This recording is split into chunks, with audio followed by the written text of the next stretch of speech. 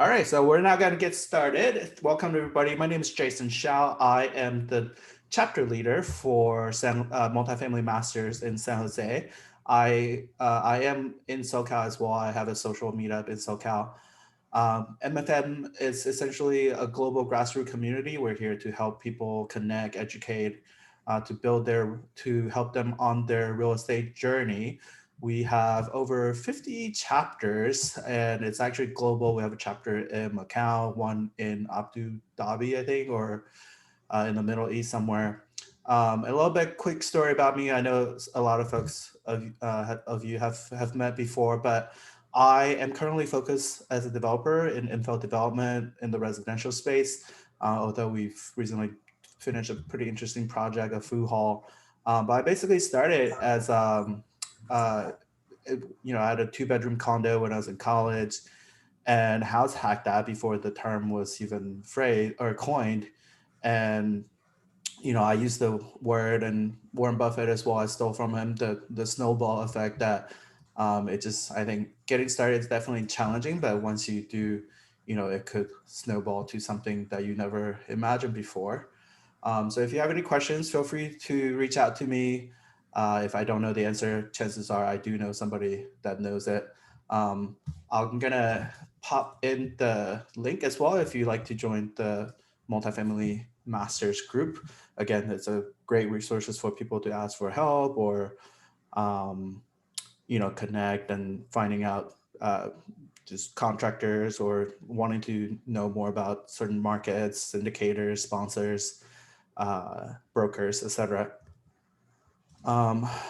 So without further ado, I want to introduce Edward Pan and David Lin with Pacific Partners Senior Living. Take it away, guys. I don't know which one of you want to go first, but start wherever you like. How did you guys get into the senior living space yourself? Yeah. Give me 1 second. Let me share my screen. Yeah, so I think Edward can talk about how we started. Want to take that? Sure. So I guess I started in a commercial real estate about 10 years ago with Marcus Millichap. We've been doing commercial brokerage of many multifamily, started from Southern California. And we joined Collier 2 years ago. And I guess it kind of just grew up on there. Relationship we have among the developer, brokers, syndicators, operator. We have the, opportunity to get to see a lot of deals that most people cannot. So we kind of like started by multifamily, self-storage, and now into senior housing. That's kind of our background. Yep.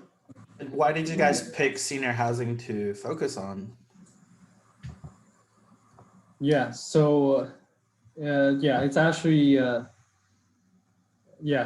you can talk about that. Sure. Yeah, so we started buying multifamily back in like 2017, and I guess as the cap started to compress, and now especially with California with rent control, we started looking into other asset type other than apartment building, whether it's retail or it's hotels. But other than chasing yields, we want to make sure that we are getting something where that's more resilient to the economic cycles. And that's when we start looking for senior housing, and we start building relationship with different developer operator in the sector. Yep. Okay. So we'll talk about why senior housing in this presentation. So why don't we just get started? And actually, before we get to that, I was wondering if we could take a second, Sure. because I know a little bit about it, but I'm still very new too. There's a lot of different flavors or type styles of senior living, sounds Right. like. I was wondering if you guys could take a second to just set the table or educate everybody a little bit on the different kinds. There's like the 50+ communities or assisted living versus kind of the more single family home residential care. Can we talk a little bit about that? Sure, maybe David, we can pull the slide up and I can. With this actually in our presentation too. Right, maybe that'll be easier. So you want to just go over there first? Yeah, let's go to this slide and then we can go over that. Yeah, let me do that right now. Okay, so there you go. So sure.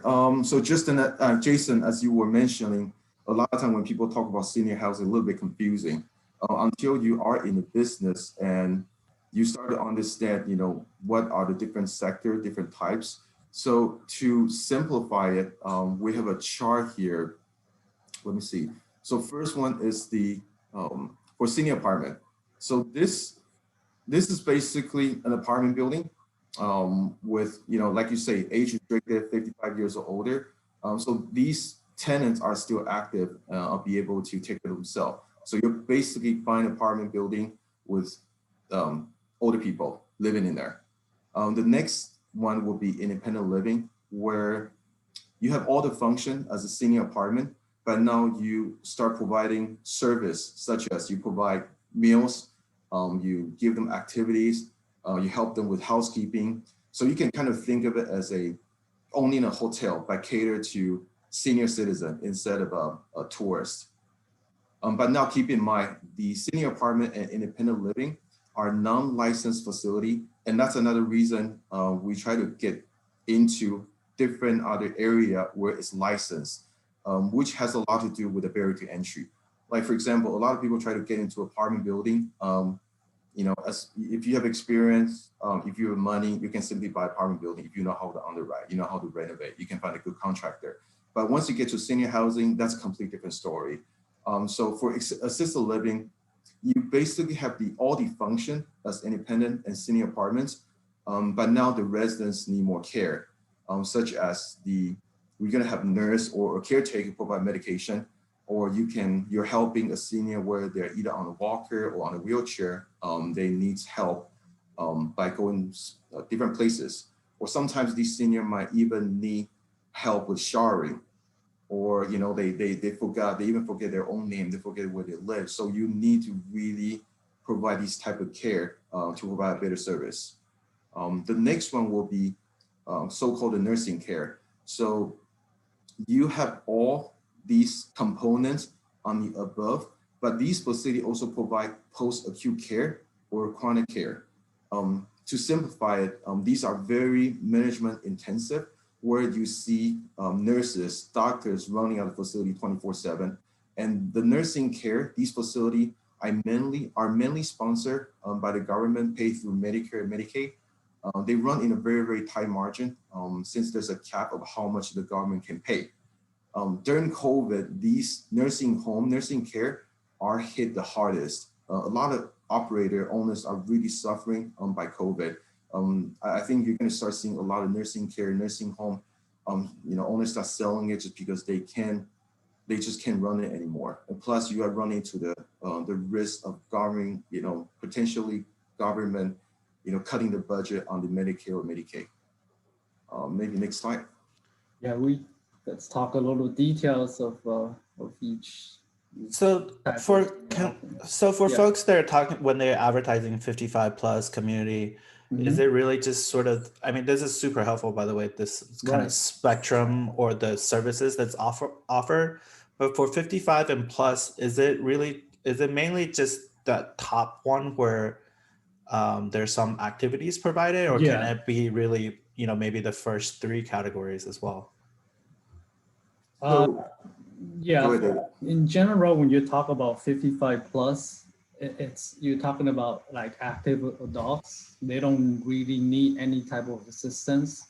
They basically just live in a community with other older population people. So it's like, and they get to do activities together and they get to hang out together. So there is no assistance involved, basically. Okay, and for the single family flavor, I think Gene Carino or whoever, there's somebody that advertises that a lot. How much service do those kind of properties or service typically offer? Those are I think those are usually assisted living, which you do provide meals and you help them to move around, give them transportation.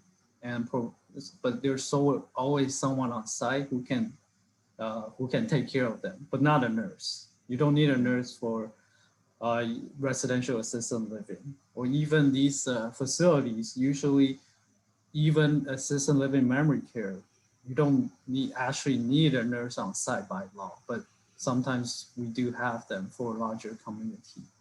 So yeah, the residential ones, usually you just have one or two people who will cook for you, who I don't think they really provide activities, but it's just a place, people can make friends and have someone take care of them.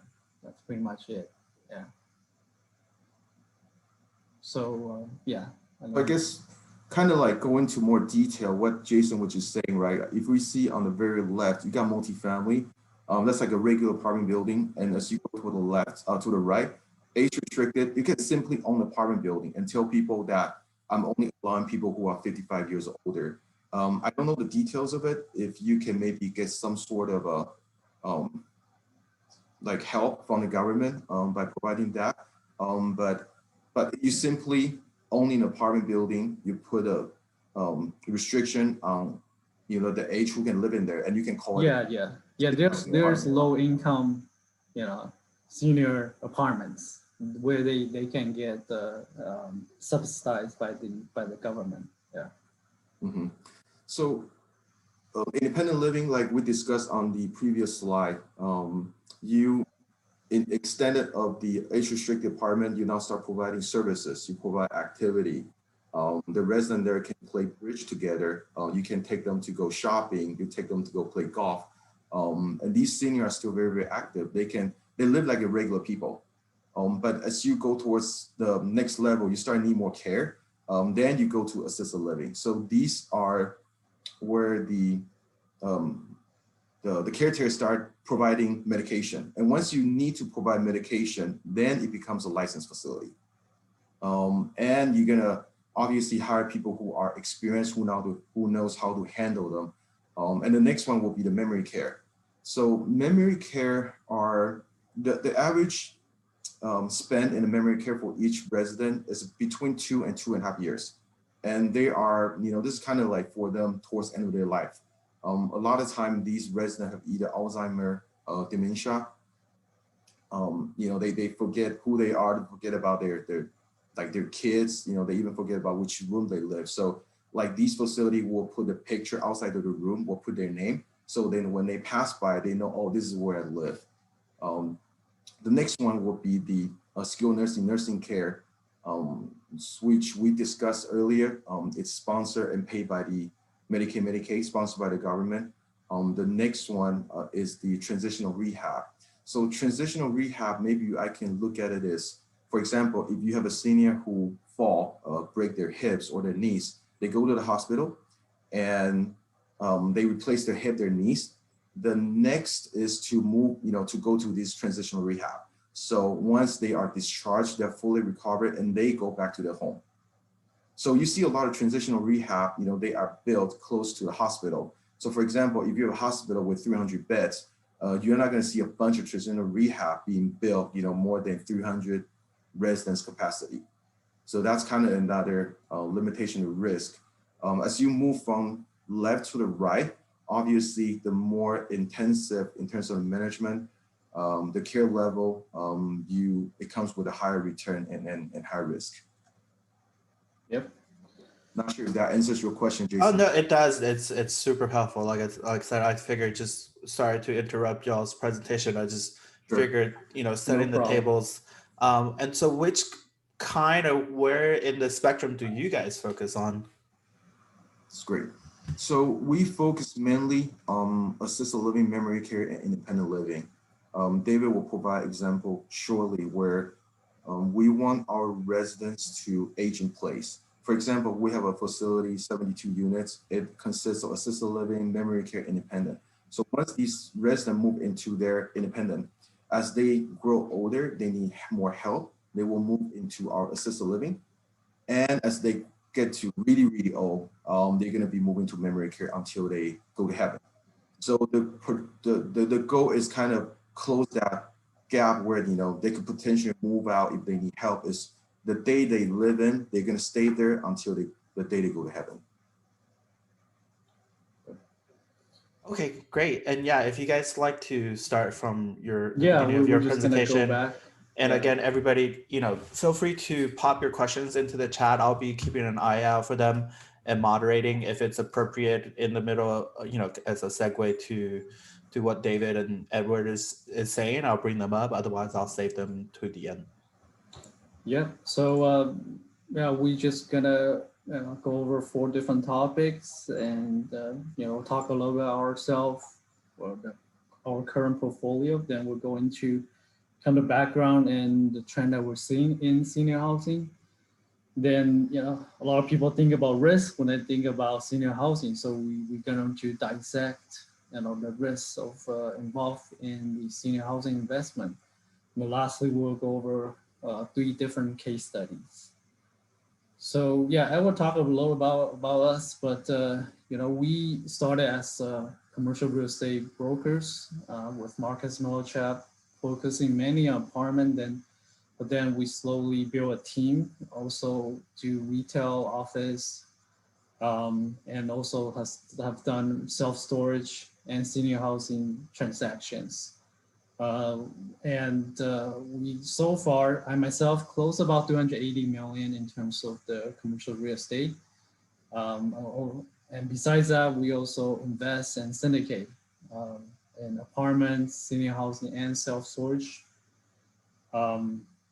But yeah, so you want to talk a little bit about yourself? I think. Yeah, you kind of. Yeah, similar to what I just talked about. I joined the business back in 2010. I guess because the advantage we have in the business, we are always looking for deals on a daily basis for our client.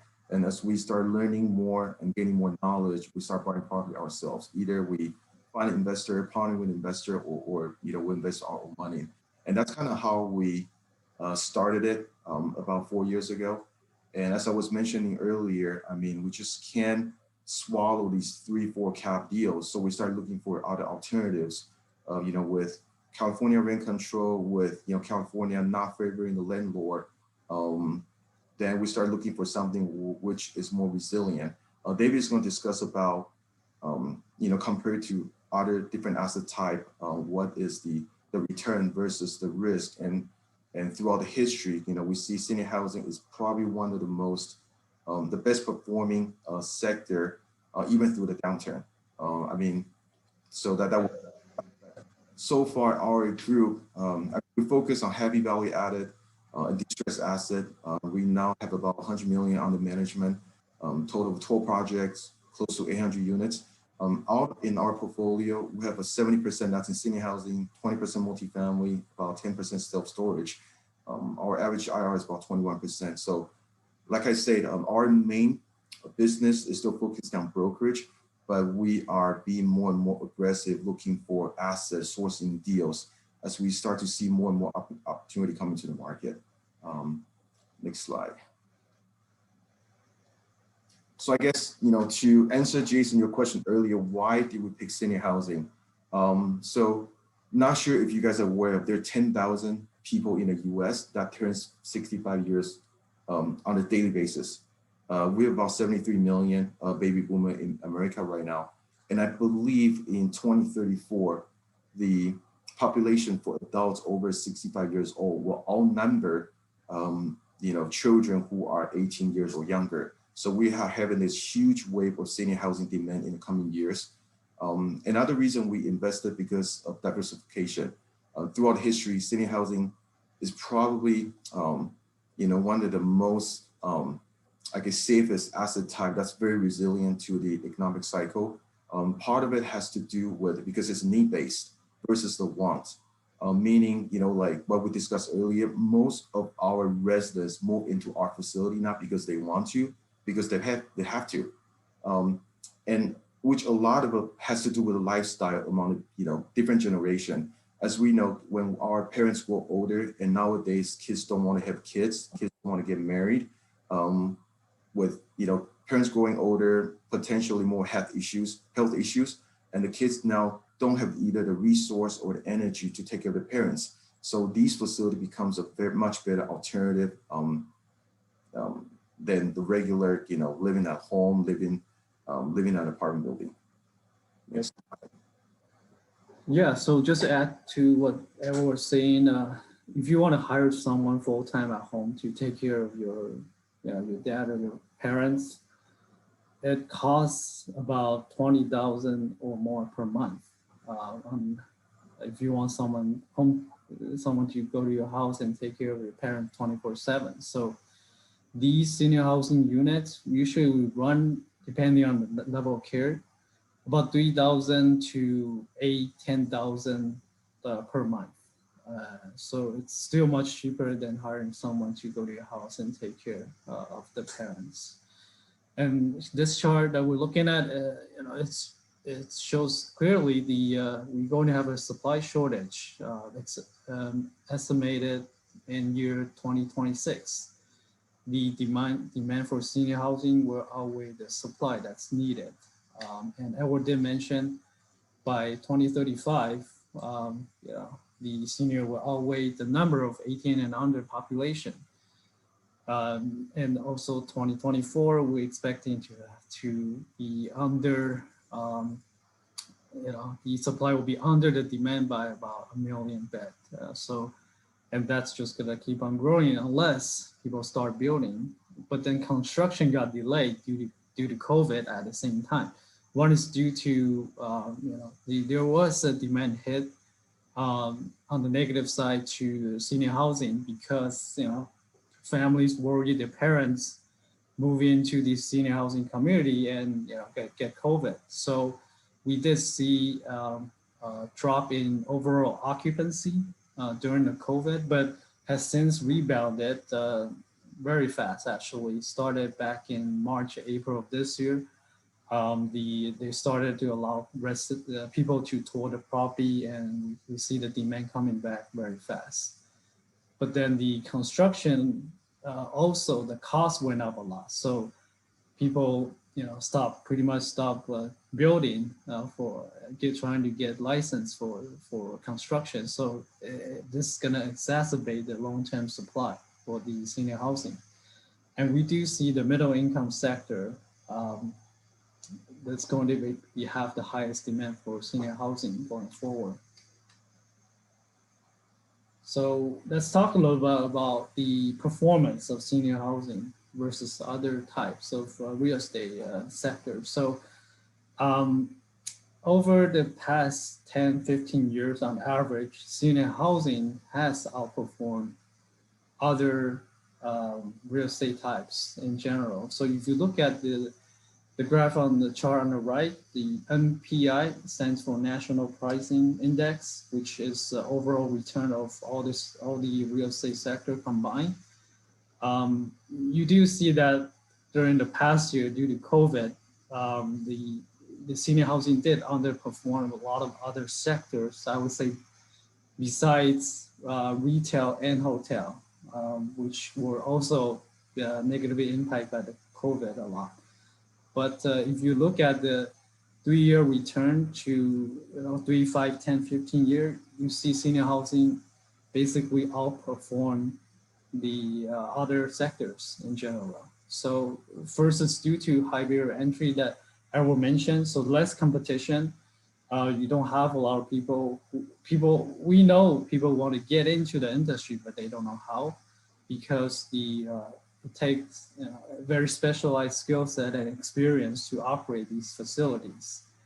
And we do see more and more institutions actually getting into the senior housing space. The REITs, which is actually driving some price appreciation and stability in the senior housing industry. So we talk about the types of senior housing, so we're going to skip this part. And next, we'll talk about some of the risks.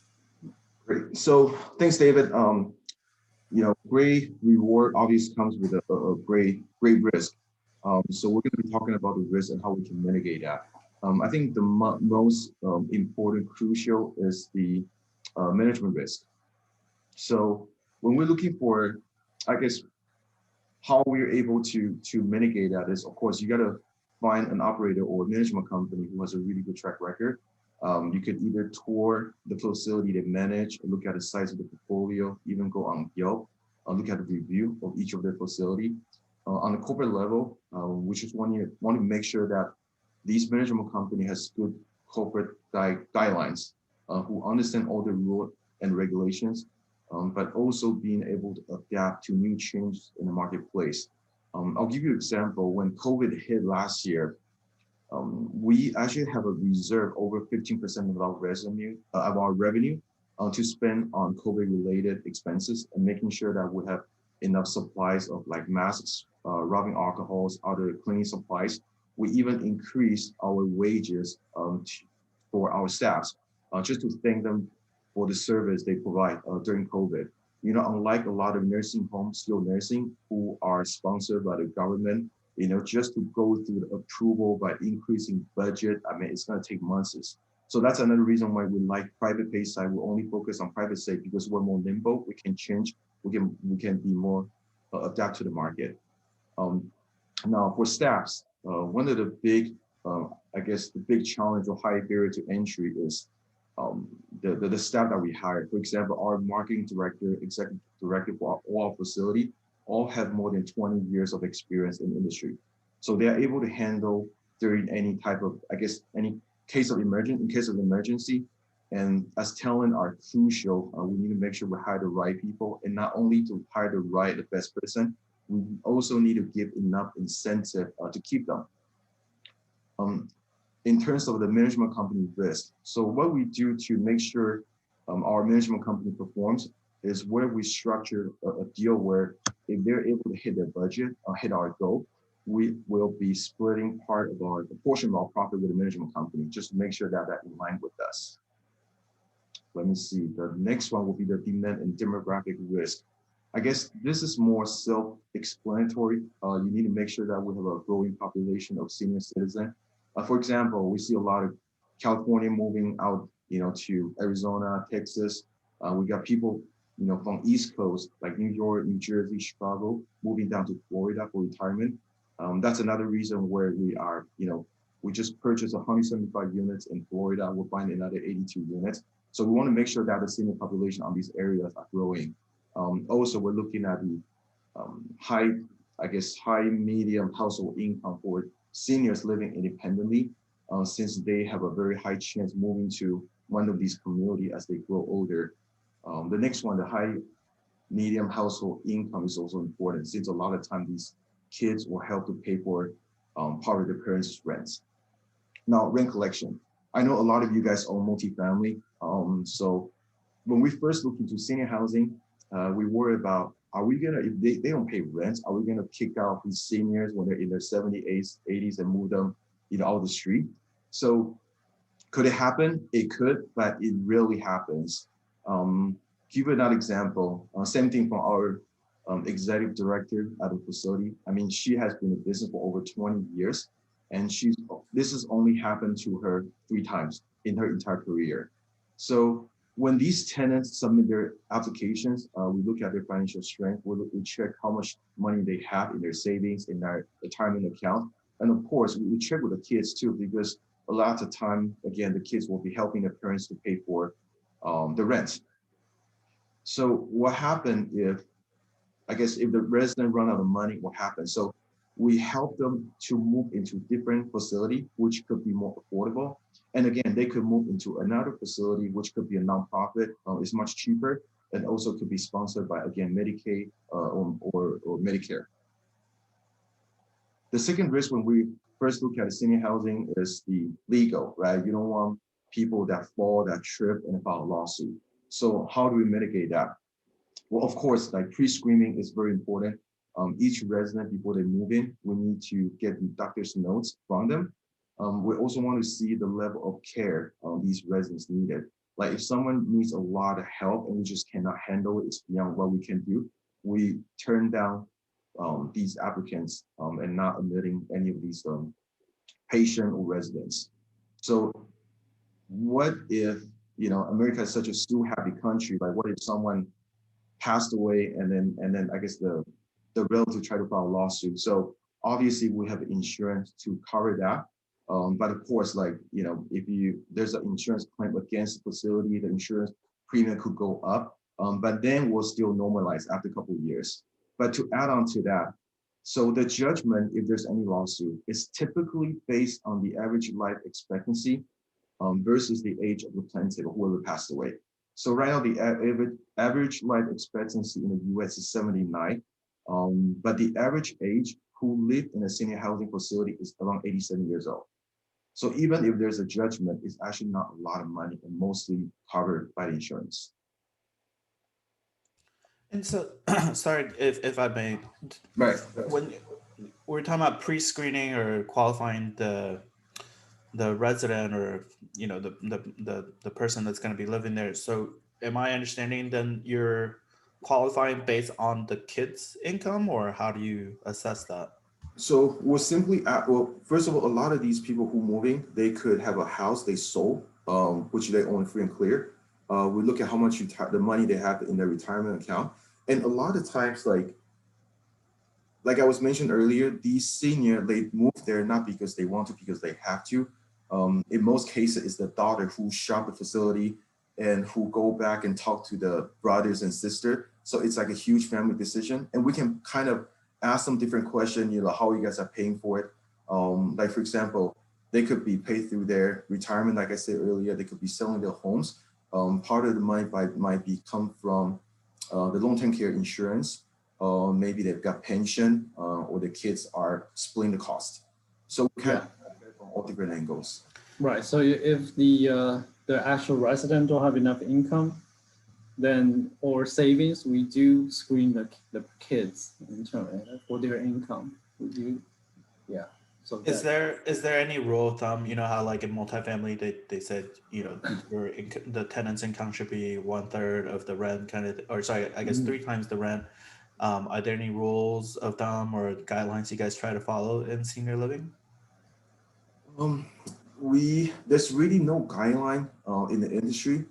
We typically, so the rent is typically month to month. We don't sign a 1-year lease, and the tenant could move out as long as they give a 30-day notice.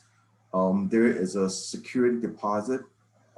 It's a non-refundable in the beginning. It's called community fee.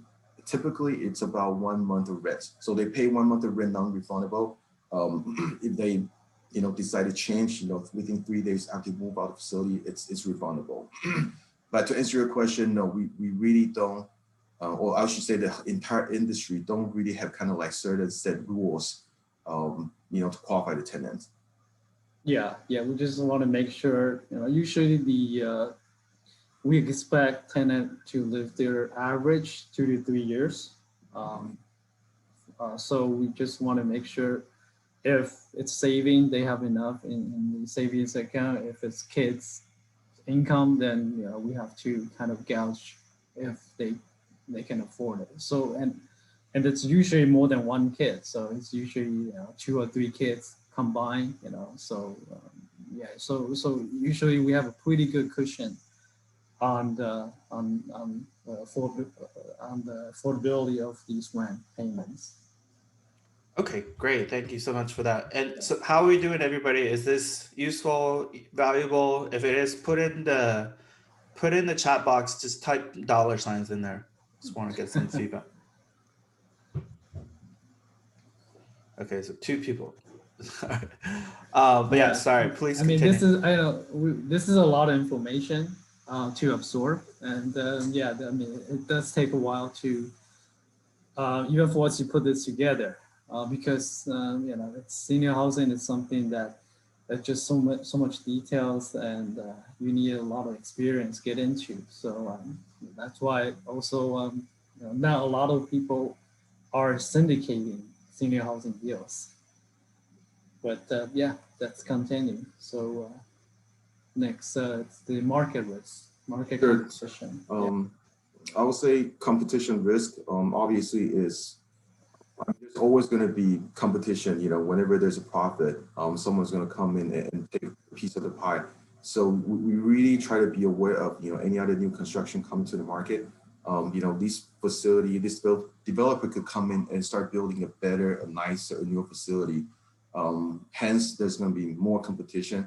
And like in California today, I think we're talking about at least 350,000 to 400,000 per unit if you were to build something right now.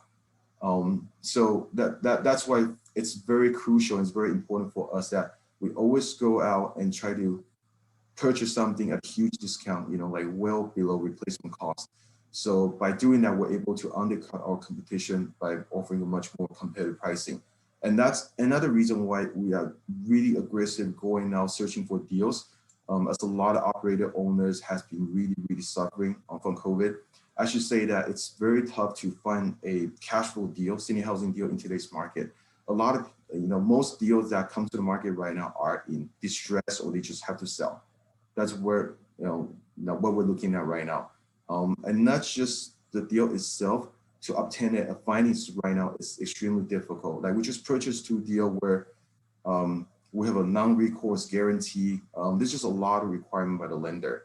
I mean, we like it because it's given an even higher barrier to entry. And because of that, we're able to negotiate a really attractive price for our investors. Next page, please. Yeah, so let's get into some case studies. Actually, this one, full disclosure, we don't own this asset. This asset was actually owned by our partner who purchased the property directly from the lender and sold it back in 2010, right before COVID. So the previous owner who lost the building, it's a private small individual who inherited the property from the parents and has no idea how to run the facility and lost the building to the bank. So the entire property has 2 buildings, a total of 207, all independent living units. So my partner, they actually joint venture with a national institution, it's a Harvard endowment. They purchased the asset, convert one of the building into assisted living and memory care. Because there's a licensed facility, they have to like tear down the entire hallway, expanding it, put like fire sprinkler on all the building. And they were able to do the renovation while the residents still living as a facility. I actually had an offer on this building when they tried to sell it. My offers was at 43 million, but the majority owner, Harvard Endowment, declined my offer, took another offer $2 million less because they prefer to deal with another institution. And that's kind of like how I actually start getting involved with senior housing, knowing that, hey, I got to be working with the right operator to be able to get the deals. So it was a 6-year hold, average IRR 21%. It's a 2.6 multiple when they exit.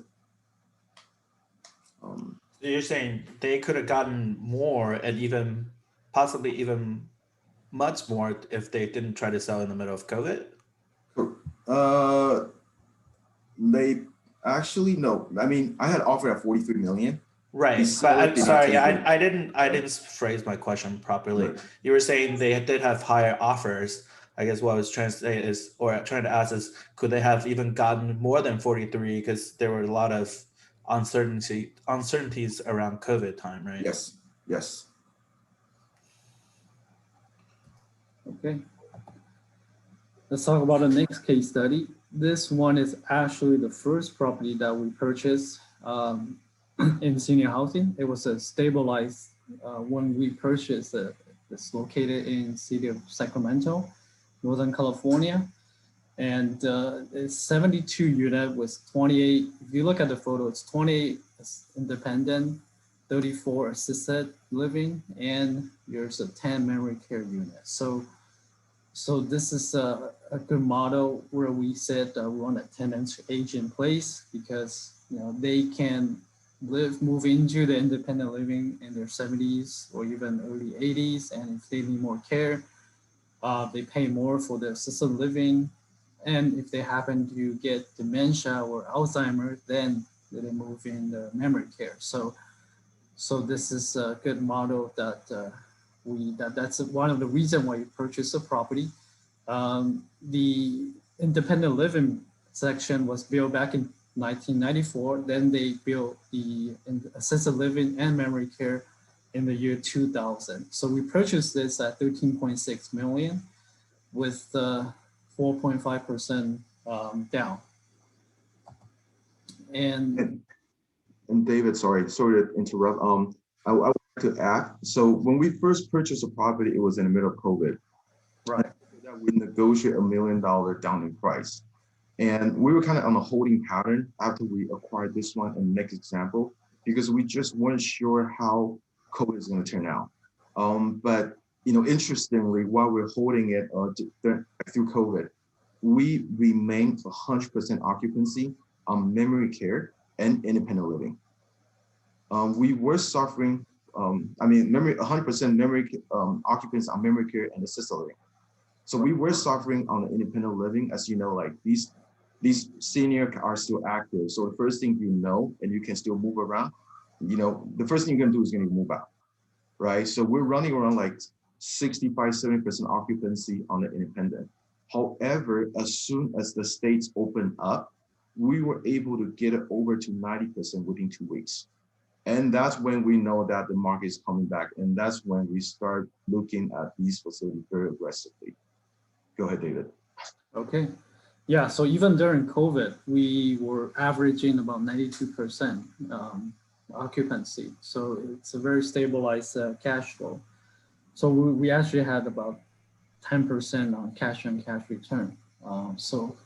If you notice this map that we're showing, the facility that we bought is actually next to 120 unit age restricted community, which is also going to benefit us because once people need more care, they can just move right next door to our property, and we'll get much more demand going forward. And it's also close to a hospital, which is convenient. And Sacramento, we like the location because it's known for retirement in the Northern California location. And we expect the age group of 75 or above to increase by 20% in the next 5 years. And it's actually a good thing. Due to COVID, we saw a big spike in the migration of population from the San Francisco and Bay Area into the Sacramento. So that will also help with the demand for senior housing as well. So for this project, we're projecting about 10.5% cash on cash annually for the investor with a 17% IRR on a 5-year hold.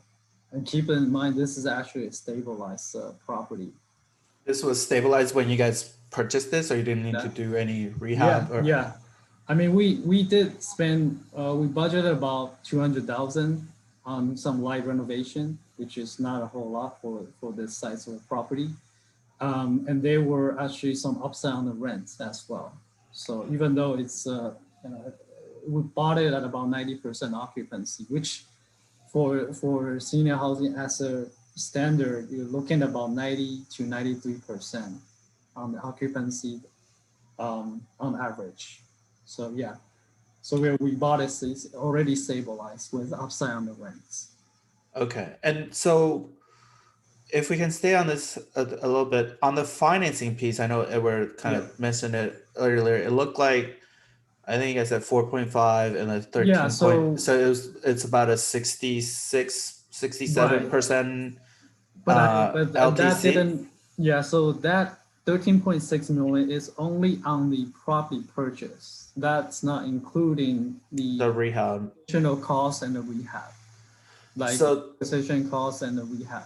So the total, if you look at this page, it's about 15 million, the total project cost. So our loan to cost ratio was actually about 72%. So we were actually leveraged with 28% down. Yeah. And so you mentioned it's kind of, or maybe you're saying it's difficult to get financing for senior housing, but for the folks that are newer to this, is this kind of LTV, LTC pretty standard, or what are, exactly how difficult or how easy it is to get financing for this asset type? Yeah, so senior housing, if you have the right experience or you partner up with the right operator with experience, then you do get pretty favorable financing. You can also get HUD loan if the property is stabilized. The HUD loan, you can potentially get up to 90%. leverage with a hard loan and less than 3% on the interest rate. Yeah, go ahead. Yeah, David, I want to add to that. So like I was saying earlier, we were in escrow when this whole COVID pandemic happened on this property. That time, because we're waiting to kind of see what happened, we extended 4 months of escrow, and we negotiate $1 million down. Because that time we couldn't find any lender who was willing to give out loans, right? Basically, the lending for senior housing or commercial just completely froze. But fortunately, we're able to find a lender who's willing to come in. We have one investor coming with a very strong balance sheet, who signs a non-recourse guarantee on it. We are actually process refi with a HUD loan. We're getting a 35-year, it's a 30 or 35-year fixed for 3%. So that's what we're working on. So with the right operator, with the right assets stabilized, you can get a really, really good financing on it. And so for this one, I know there's sort of 3 different classes, but what were kind of the rents that that was in place, and sort of the pro forma rent, and then what kind of expense ratio for all these nurses, amenities, activities you gotta put on? What were you kind of looking for this, or industry average kind of thing? Yeah. Well, we didn't include the too much details because we didn't know how much you get into in terms of the financials, but the average rents for independent, it was about 2,500 to 3,000.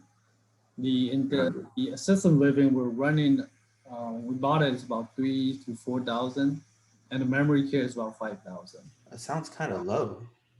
Yeah. One thing you have when we bought it, so that's what. And in addition to that, that does not include the level of care. Right. So if you move in there, you need more care. We're talking about maybe 250, 500, depends on. And in the industry standard, there's really no set rules. Like for example, I can go to apartment.com, I can go to Zillow, and I kind of find out how much other people are charging. But in senior housing, no one knows how much other people, unless you go there, try to get a price sheet. And everybody categorize their level of care differently. And now, for example, I was talking to one of the operators, they told me the price of chicken went up 50%, right? So if you run a facility, government sponsor, your margin is capped, it's really gonna kill your bottom line. But for private pay side, which we focus, we can really kind of adjust the pricing based on the market, based on inflation. Not sure if that answers your question. So for the market rate, or what is your guys' goal to push the rent to? Well, we have to do like market study, visit the properties in the surrounding area. But for this property, we bought it, there were at least 20%, I believe 15 to 20% on the upside that we saw. Yeah. Does that answer your question, Jason? It does. Yeah. No, thanks for that. Yeah, I mean, sometimes when we're doing multifamily too, we'll do mystery shopping and just kind of pretend, or actually we don't even pretend sometimes. A lot of property managers or leasing officers, they're very very happy to walk you through and share the numbers with you, and I think they typically are pretty helpful to maybe try to pick up business on the back end too. So what? Right. Yeah. So for senior housing, like Edwin mentioned, it's harder to find a market rent because they're not as transparent. So we do have a lot of times we do have to go visit the sites, or the operator we work with know the other operators within the neighborhood, and so that's usually how we get the pricing on the rents. So yeah, for this project, like I said, we bought it stabilized. So you look at the cash flow year 1, 10.3. We did suffer a little bit due to COVID, but then we're coming back pretty strong. And you do see, year 4 it dropped to 10.8 from year 3 12.8 because the first 2 years were only interest only on the loan. Year 4 we started to pay principal. That's why there's a lower cash flow on the property. So just added to that, this was on our original model, but so this model was before we know about COVID, before COVID was existed. So once we were in escrow, the model kind of, the number kind of changed, we didn't update it. But since right now we're in the process, we're doing a HUD loan, our cash flow is actually going to, improve because the interest rate we are paying right now is about 6%. So our interest rate is going to be 3%. So we're already refi, but we're not doing a cash out, which is refi based on the current existing principal. And what are the pros and cons of using HUD loans as opposed to regular commercial or CMBS? I mean, you can get like, again, 3% fixed for like 30 years. It's also assumable, which is very, very, I guess, how should I say it? You just can't find like commercial loan fixed for 30 years. You typically need to like refinance every 5 to 10 years. Yeah, so the government actually categorized senior housing as essential business. So that's why you get favorable financing from the government. But there's usually like a pretty hefty prepayment penalty, right? I guess maybe that's why they make it assumable. So right, there is, but yeah, that's why it's assumable loan, and usually it's pretty low rate. That's why, yeah. Okay, thanks. Okay, but yeah, on the project level, though, this probably, we're projecting about 18.5% IRR. 2% on the equity multiple with a 5-year hold. And on the investor, after the promo, we're expecting about 17% for the investors, the LPs, and on the IRR, and 1.84 on the equity multiple with a 5-year hold. So the waterfall structure is 8% pref, meaning the property has to achieve 8% IRR return on an annual basis before the GP started to get promoted. And the second tier is between 8 to 10% IRR return. There's an 80-20 split with the GP, meaning 80% of profit goes to the LP and 20% goes to GP. And then over 10% IRR, there's a 70-30% split on the structure. So this is how we structure with our investors, and since we work in the commercial real estate industry for a while, we didn't actually have to publicly raise funds. All the investors are our current actually existing clients and some family friends. For this project, and actually the project we raised so far, we actually never had to go out and public raise yet. So yeah, let's move on to the next. And this one is right here in Southern California. It's a value add deal in the city of Walnut. Very good location. If you know Walnut, it's a high household income neighborhood, expensive homes. And property is actually right next to a golf course. Very good location. It's an 89 unit, 78 unit assisted living, and 11 memory care units. Why is it value add? When we bought it, it's 30% vacant. And the reason being, first, the seller, they own it for a while, and but they don't have the capital to renovate the property. The property is built in the 90s. And they haven't really remodeled it. So that's part of the reason why they couldn't attract tenant. Second is the previous owner actually they signed a property management lease with Brookdale. Brookdale is actually the largest publicly traded senior housing operator out there. But their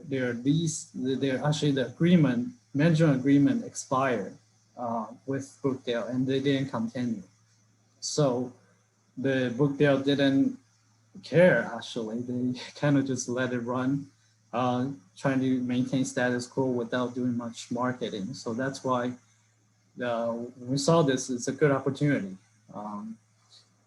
And like I said, it's a great location next to a golf course on a 1.5 acre lot, walking distance to shopping centers and so forth.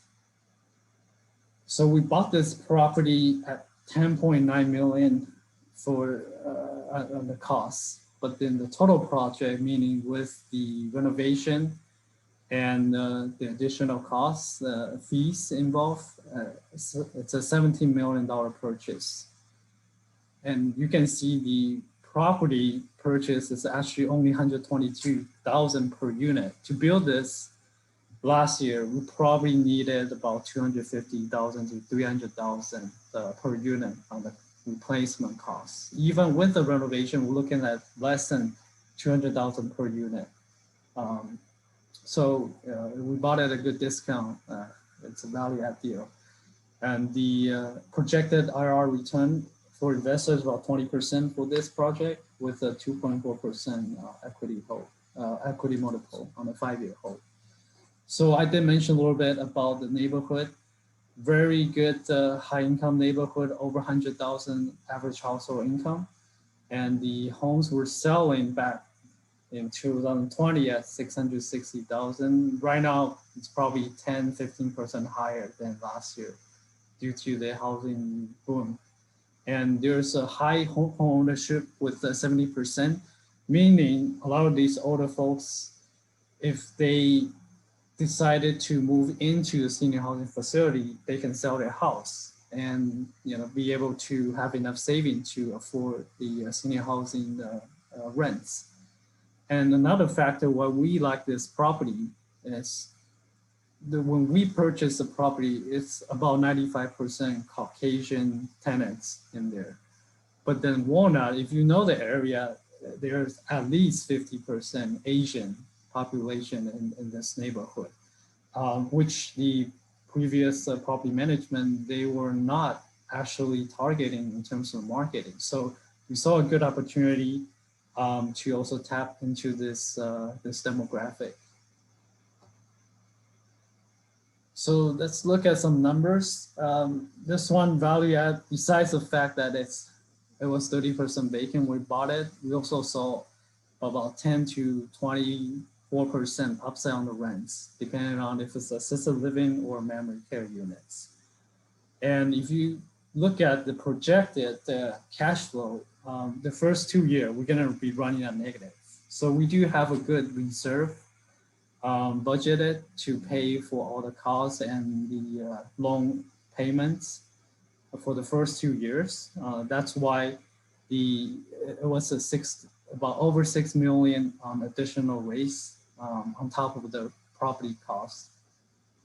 So, but then the first year is renovation, and then we expect to lease up from second, third year up to about 88% occupancy to start having enough cash flow for distribution on the fourth year. So this is compared to last year in Sacramento, which was stabilized, we can give quarterly distribution. This one, it's higher risk. That's why we don't get cash flow until the third and fourth year. But then your IRR return is higher at 23.6% with 2.8x multiple. And that's the reason why we like this property. It has more upside, even though initially you don't get cash flow for the first 2 years. Who's Regency Grand? Okay, yeah. So Regency Grand is actually a senior housing property located in West Covina, which is about, I think it's about 4 or 5 miles away, 45 miles away from our property. And we use as a comp for rents. Yeah. Oh, I see what you mean. Okay. Yep. So yeah. the other one, I mean, I'm looking at this 8,000 price tag. Yeah, this other one's right. actually even higher. Yeah, exactly. Right. So that's why we saw a huge upside on the rents here, because the previous management, they were not actively managing it, and the property was beat up. It was run down. It required a lot of renovation. So yeah, it's a value add deal. Yeah. I think maybe I would like to add on top of what Jason was mentioning. I think yeah, a lot of people, when they saw the rents of 8,000, they're shocked by it. They're wondering, like, who the hell in the world can afford $8,000 rents? If you really break down the math, let's say if the parents live at a home, paying gardening, mortgage, whatever the minimum cost, let's say $2,000, right? It's going to cost them maybe another $500 to $800 for food. So that's going to give them around $3,000. And let's say if we need to hire a caretaker, if you go out, find someone really, really cheap, illegal, let's say, I don't know, $5,000, $4,000. So that's $8,000, right? But a lot of times where obviously you want to find someone who's professional, who can really properly, taking care of the parents. And that's why when we try to back and remember, let's look at the assisted living charging $4,000 or $5,000, right? Someone who's still active but needs some help. $3,000 minimum cost, living cost on a monthly basis. But the issue is that additional $1,500, $2,000 premium. It's not money can buy. Imagine the parents fall and trips, break their knees, hit their head and passed away. Like who can, I guess, who's going to be responsible for it? So a lot of times the kids or the parents feel more secure, being able to live in a place where there's 24-hour care. And that's not something money can buy. Yeah, I mean, definitely a bit of a sticker shock, but I think, I wasn't thinking about food being included, which does make me feel a little bit better. But skilled nursing is expensive. I get that. Like I remember somebody pitching me a deal. It was in Kansas City, and I actually pretended to fill out an application for something out there, and it was like 6,000 something. But I got two little ones. I'm just thinking about college funds right now, but now I'm going, shoot, I don't know what I'm gonna do when my parents get older. So yeah. But I think it's we saw this as there's going to be more demand coming up. I think right now the total penetration rate, meaning the number of seniors actually living in these facilities, it's only about 10% out of the whole senior population. So most of them are still living at home or they're living by themselves. So but we think that it's going to slowly change. I think we talk about some of the mentality and culture difference trend earlier. There's less kids who's going to be able to take care of the parents, and especially as an Asian, right now, like it used to be like you have grandparents, parents, everyone living together under the same household, but that's also changing too. Right now, all the families are more independent, and the grandparents don't want to bother the parents, so they live separately. So we think that's that sort of mentality is going to slowly increase the demand too. But yeah, like back to your question, this care, it does cost a lot of money, but usually it's split among different family members. It's not not just one person. Or the parents' retirement, or maybe Medicaid covers some of it. So. Right. And keep in mind, for memory care, they typically stay there for 2.5 years and they pass away. So if you that's the most intensive care you need to provide. Right. Okay.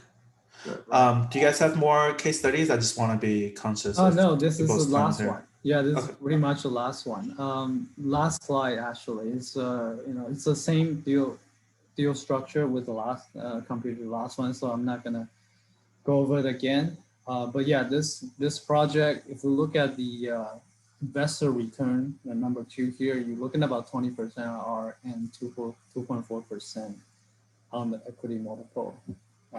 So yeah, that's it. And the photos that you're looking at here, it's actually a property that we are currently under contract to purchase. It's a beautiful property located in Tampa, Florida.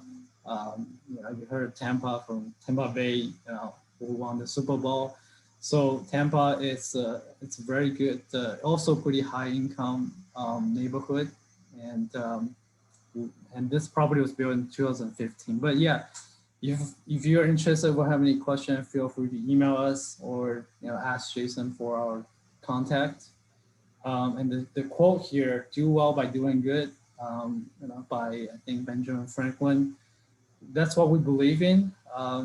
Senior housing, we expect to make really good return on it, but at the same time, we buying these beat up properties, we can increase, renovate it, increase the quality of life for these seniors. And, we expect to also be developing senior housing properties down the road. So, the senior have to actually have a place to live in the future. So that's that's our mentality. So yeah, thanks for the opportunity, Jason. Great. Yeah, no, thank you guys. It's super helpful. I know there's a couple questions I'm gonna go back to, so feel free to pop them in the chat or use, I think there's that raise hand function you can use. Earlier, real quick to the you know how in multifamily there's sort of a expense ratio for property management, etc. And maybe it's a little bit different state by state, but for senior living, what kind of expense ratio do you guys see, like on average or range? Sure. So the rule of thumb obviously depends on what type, if it's, but in general, if we're talking about assisted living memory care, we're probably running around 35% give and take margin. So it's the other way around, between like apartment building, we're looking at 65%, 6%, but senior housing is the other way around.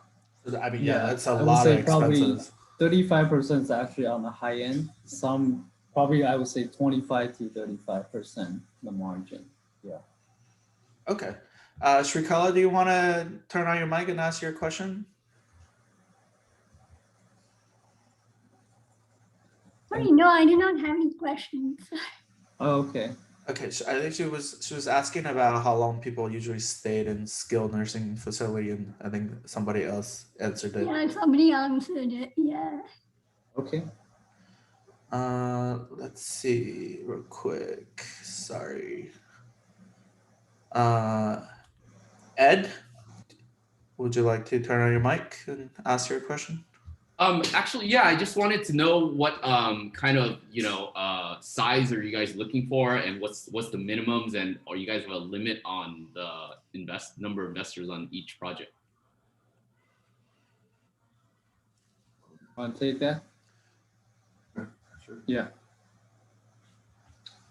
Okay, well, minimums, typically for our projects, we were looking at, I don't know if you have this different number in mind, but usually if it's a first-time investor, we're looking at about 250,000 for the initial investment. But then we do have some client who, repeat client, they invest 100,000. But that it all depends. Right. You want to add something? Yeah. So typically, first-time investors 250. For investor who already invest with us, it's 100,000 minimum. And we have an investor where, hey, Edward, I only have $200,000 I want to invest, but you guys I'm looking at very good deals and I want to diversify. So in that case, we'll tell them minimum of 50 so they can kind of diversify their, I guess their money, be able to participate on all our deals. And to answer your question, how many investors, it really depends because we are first come, first serve. For example, our property on this one, I mean, we have investor come in at 1.5 million. Another deal, 40 units, Scottsdale, we have one investor came in at 5 million, and we have a lot of smaller investors. So it really depends. Some people want to put in more, some people want to put in less. But what we try to do is we try to have more investors because one of the criteria to become a public traded REIT is to have 100 investors. So far, we have 46 investors in our portfolio. Obviously, our goal is to hit that, and who knows, maybe 5-6 years down the road, we can, take it from, somewhere. But answer your question, we try to have everybody have a fair chance, but mostly it's first come, first serve. Yeah, and I did mention this earlier. So far, the raise, we didn't have to go out to the public. to actually raise the capital. It's our existing clients and friends. So that's why the minimums were higher. But of course, if eventually our existing contact run out of capital, we will potentially lower that amount to go raise in the public. Yeah. Do you guys, are you guys doing 503B or C? Do people have to be accredited? Yes, accredited investors. That's right. Okay, and I'm trying to, Drew, I'm gonna go to you. I can't remember when you raised your hand and when the other chat questions came in. Yeah, no problem. A great presentation. Thanks, guys. Just while you were talking, I was thinking about, how the sector has sort of fared in the past and through like the financial crisis. I'm thinking about how a lot of the costs are being supplemented, like you said, by the kids. And so maybe coming from multiple sources, the individuals, their own retirement income, as well as maybe one or more children. Just curious if you've sort of seen that happen in the past where someone's hit unemployment. I mean, one of the individual's kids, and they sort of had to move them out because that supplemental income isn't there. And they say, hey, we got to move you into the house. I'm unemployed. I have the time to take care of you, and I don't have the income to support this anymore. And I know it's a little vague here, but I'm curious if you've ever kind of looked at how the asset class fared over the financial crisis. I'm just curious how it fares through times of higher unemployment, which we've seen in the past. Yeah, so I can take that first. And through the 2008 financial crisis, senior housing sector actually outperformed all the other sectors. It fared very well because we typically focus on especially the private pay side. Usually people who move into these facilities have better income or savings to begin with, and of course has been experience in the past where we also heard from operator where they had to actually move some resident into more lower costs or Medicare and Medicaid government subsidized communities. So that has happened, but typically we fare pretty well during the financial crisis for these senior housing facilities. I guess I want to add to that. Maybe I can share my screen. Okay, let me see. Yeah, let me share. I have to stop sharing first. Hold on. Okay. Because I really see that. Yeah. Okay, so if you look at this chart, I mean, we're very impressed by this chart when we first look at it, senior housing sector back in 2019. This is a report that was back in 2019. They trace back 10 years. So if you go back 1 year, this is the return of senior housing, 3 year, 5 year, 10 years. So this one, as clear as you can see, this was right before crash, right? And then senior housing has the highest return through the entire financial crisis since 2008.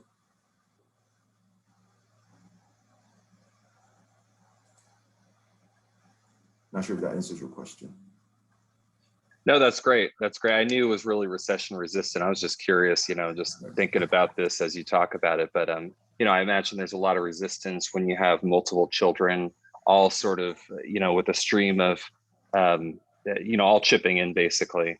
And you have one person that runs into unemployment. That's not going to, that's probably not going to destroy the whole deal. And they're not going to have to move their parents out in that case. So I'm just curious and appreciate the insight. So thanks. Yeah, no problem. Thanks. Yeah, great question, Drew. And one thing I guess it's also in the culture of America, before they want to put their parents into one of these facilities, it's a big decision. And most of the kids do not want to put their parents into this facility if they don't want to.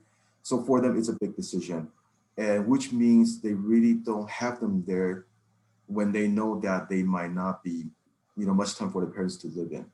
So they generally have a good idea of how long their parents are going to stay there. And so they will be able to budget it properly. Not sure if that also answers your question.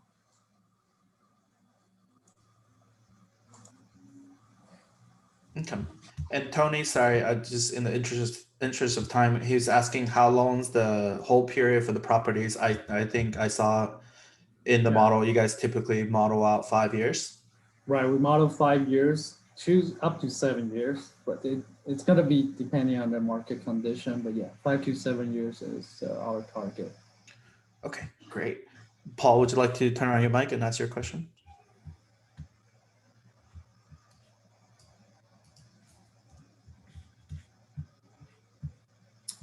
And also to piggyback on what David was saying, the reason why we have a minimum of 5 years, because a lot of time for these value-added deal, it takes at least minimum to 2 to 3 years to get it stabilized. And if we were to sell it, most investor or lender would want to see a stabilized 2 years of a strong cash flow.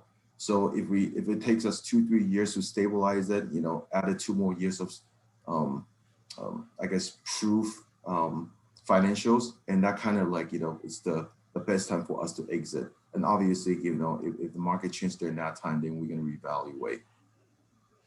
Okay, and Paul might not be able to turn on his mic, so I'll ask for him. Are there limits on rent increases, and what kind of vacancy rates do you guys see? No limits. So these are senior housing is not subject to rent control. And in terms of the vacancy rate, yeah, I did mention this earlier. Usually senior housing on the stabilized, they run at about 90 to 93% occupancy. And that is on the national average. Right. Yeah. Okay, great. And Iris has a question. Iris, would you like to turn on your mic? Yeah, sure. Sorry, I may miss this part in the earlier presentation. So I'm just wondering, what's the expected return either for like the annual basis or like over the project basis? Because you just mentioned about it's usually 5 to 7 years project. And also, what's the minimum requirement amount you request to put into the project? Okay, the annual return, in terms of the IRR average, we're looking at about 15+%. We do have one project we're looking at 30% return, but that's a distressed asset. But in terms of the annual wise, talking about cash, usually senior housing, we're targeting stabilized at 10% or higher on the cash on cash return. And Iris, to also answer your question, it really depends on whether this asset is stabilized or whether this is a value add or a distressed. If someone were to purchase a stabilized independent living, all independent living, we're probably looking somewhere around 5.5 to 6 cap. I mean, our partners sold a brand new construction, 102 unit in Torrance at 5 cap. That was a brand new construction. But if you were to purchase something, assisted living, you're probably looking around like 6 cap. If you purchase something completely, you know, 100% memory care, maybe I would say 6.5 to 7.5 cap. And once you have a blend in of everything, then you're buying a blending cap rate. So that's on a stabilized basis. But if we were looking on something of value added, I think at least from what we're looking at, like we don't buy anything ourselves, less than 20% IRR nowadays, just because we see where the market is versus the risk. Okay, great. Young, did you have a question earlier? Yeah, I see your hand again. Yeah, hey David, or else Edward. You know, I noticed that all these properties here that you two questions. Do you folks have a management service arm that manage these properties? If not, I'm sure you folks will have to have some management contracts with another company that manage this property / with all the patients or the clients that lives there. Is that factor into the P&L? Yes, that factored into a P&L. And interestingly, our management company is also one of our equity partners. So they also put their own capital into the deal. So they got skin in the game. And that's kind of, we structure our deal with, whether it's operator, management company, you guys want to be in, you need to put your own money into the deal. Great. Hey, thank you. Ben, would you like to turn on your mic and ask? I see you have two questions.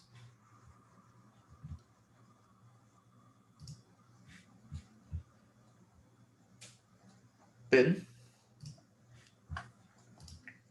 Hey, sorry. there you go. Yes. I'm sorry. It's okay. Yeah. Question one is, as a accredited investor, any money if we put in like a 20, let's say $200,000, is there any limited year the money has to stay into your project? Right. So typically, how these deals are structured, all the investors own a share of LLC that actually buys the property, and so you won't be able to exit on your own unless you find friends, family, or someone who can take over your share. So typically, you have to hold until we exit or when we sell the property, which is projected around 5 years. I see. Second question is, as part of the investment, are you guys accepted the money from a 1031 exchange? Yes, so we do set up a tenant in common structure for 1031 investors. It also depends on the amount that you are looking to put in, but because it does the deals that does get a little more complicated in terms of legal structure wise for 1031 investor, but we do have 1031 that invest in our deals. One more question, if I may. Sure. As a part of an investor, and let's say I put like $200,000 to $500,000 into your project, any kind of like agreement. For example, the reason I'm asking, I'm trying to compare your senior housing with 1031 DST of senior housing. If I go DST, then I can get a shares of any senior housing. And what's the difference compared to yours? Not to get into the really details of the legal structure wise, it's actually pretty similar. DST, Delaware Statutory Trust. You hold the property, it depends on if you're doing a 1031 exchange or if you're just a regular investor who invests in LLC or with us. But usually even those DSTs, even though you own a share of the property, you won't be able to do anything in terms of exiting until they sell the property or the portfolio anyway. So it turns out in the end, it's pretty much the same thing from my understanding. I don't know if Edward, you want to add something. Sure. I think maybe when it comes to like in terms of a return perspective, obviously if you invest in DST, the DST invests in across different asset type that you have no control of. Yes.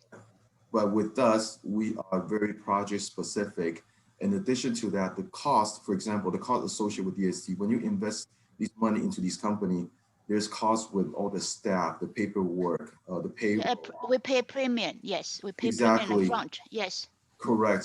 So with us, you're simply invested directly into the project, and that return gets distributed back to the investor almost directly instead of going through all these expenses. So. Thank you.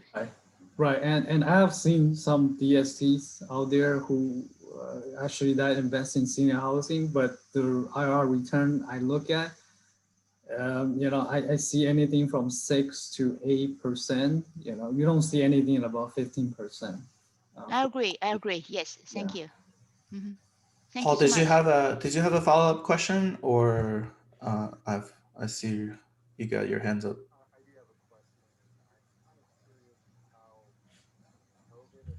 Can't hear you actually. Sorry. Can you put your microphone closer to you, or?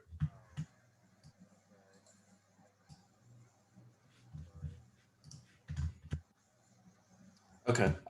Yeah, sorry. I unless it's just me, I couldn't hear your question. You can type it in the chat if you can, and I'll ask them for you.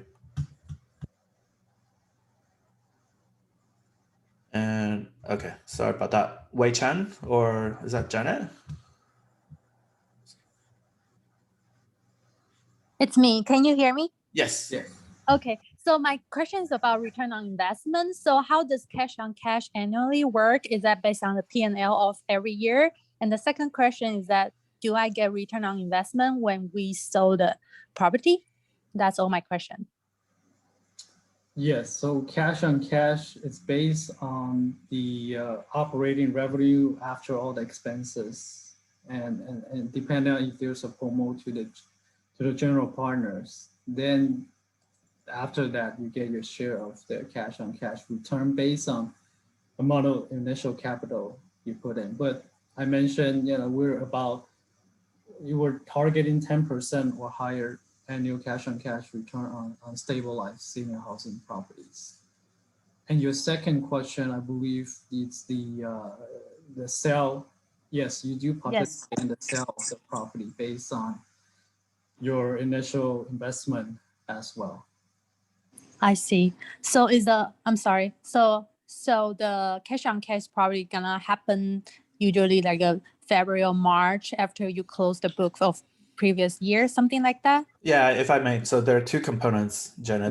There's the regular operations, cash on cash, that I think from the looks of it, David and Edward's team, they distribute quarterly. And then there's the actual capital event where if you refinance or you sell the property, that you also participate when it's actually sold, and it depends on obviously what the price is and asset management fee and whatever, what else is in the operating agreement. You will get distributed, pro rata, or depends on how much you invested in the deal. So the return on investment, will that be different if I invest a little more? So the return on investment, that percentage, it should be, I mean, it's essentially the same for everybody, unless you have, some people do make it more complicated where they have class A, class B, class C, whatever, but it's essentially that IRR is it's the same for everybody. Okay, right. Thank you. Yeah, right. You get higher dollar amount, obviously, on the return, but percentage-wise, it's the same in general. Yes. So the annual cash on cash will deliver quarterly. That's what Jason said, something like that. Yes. Okay, thank you. Paul, should we try again, or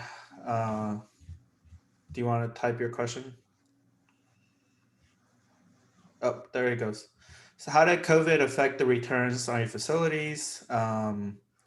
We touched on this a little bit, but just high level, impact, or how have you guys had to adjust, or any increase in operating costs or equipment that you guys had to adapt?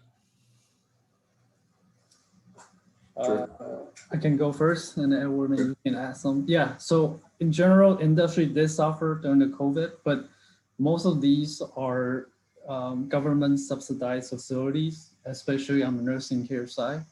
They were more impacted by the COVID. The private pay facility, which is what our investments are in, usually we have better management and protection. But of course, the occupancy overall did suffer because pretty much you only have people moving out but not moving in during the COVID because they can't tour the properties. It was during a lockdown and for safety reasons. So for about a year during the COVID, there was a lockdown. So the occupancy did drop overall as in the industry. And in terms of the PPEs, the protection equipment, yes. So we did set aside additional reserve to account for those costs. But also on the flip side, that's why we were able to find really good deals in senior housing due to COVID, because a lot of owners, operators, they couldn't sustain or they just don't have enough capital or manpower to come back from COVID, vacancy and costs. So we were able to buy several other properties after the COVID at a great discount due to the COVID. So Edward, you want to add anything? No, not much. I mean, David pretty much nailed things that I want to talk about. We're just very fortunate, very lucky. Our facility, like Sacramento, we bought it as a stabilized cash flow asset. Obviously, COVID, we do incur extra cost for the prevention of COVID. But even through the COVID, we have not lost a penny for our Sacramento. So we're very, very, very fortunate on that. So the net expense, your next question, it actually didn't go up because we actually let go of some staff during the COVID. So expense actually went down during COVID in general.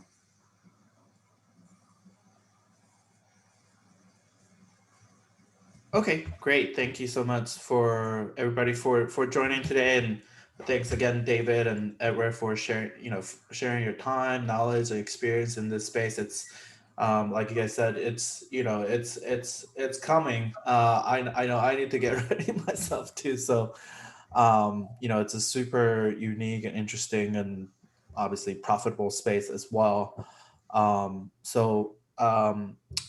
Let's see.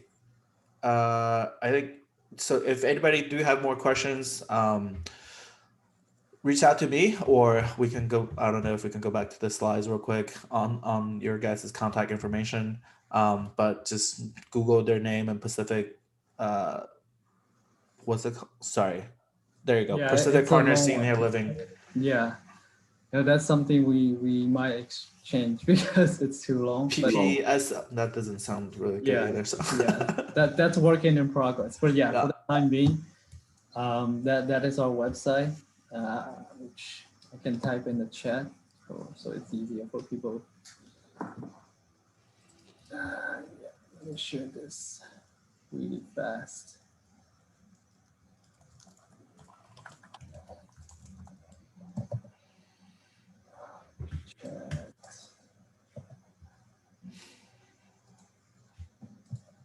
So here you go, that's our website.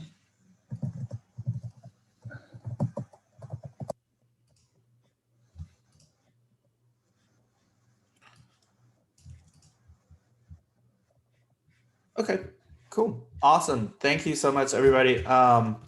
So yeah, again, be on the lookout. I'm not sure what's gonna happen with COVID and in-person meetups and all that, but I am hopeful we will be able to resume that soon. And definitely be on the lookout for, I do try to share some market insights and interesting things that are happening in the market in my newsletter as well. So again, thanks for everybody. Hope you guys all enjoyed this, and I will see you next time. Great. Thanks. Thank you guys. Appreciate it. Thanks for your time.